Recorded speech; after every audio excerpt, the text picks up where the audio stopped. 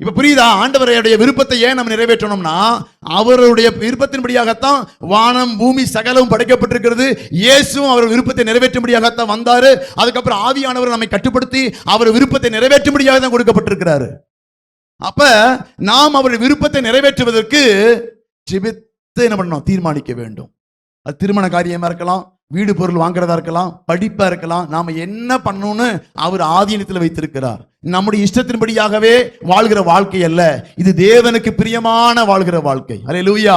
அதனால ஜெபம் பண்ணணும், ஜெபம் பண்ணணும். கர்த்தர் சமூகத்துல காலையில் என்ன பண்ணணும்? ஜெபம் பண்ணணும். வாழ்க்கையில நீங்க என்ன நடந்தாலும் சரி, எல்லாவற்றுக்கும் ஸ்தோத்திரம் செய்தலே தகும்.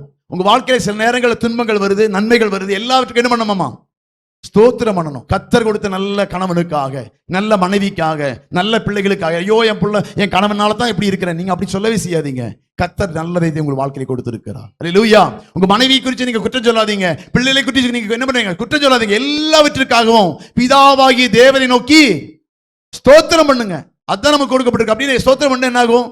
ஸ்தோத்திரத்தினாலே கிருபை பெருகும். அதை மேற்கொள்வதற்கான கிருபையை கர்த்தர் கொடுப்பார். அந்த சூழ்நிலையை மாற்றுவதற்கான கிருபை கொடுப்பார்.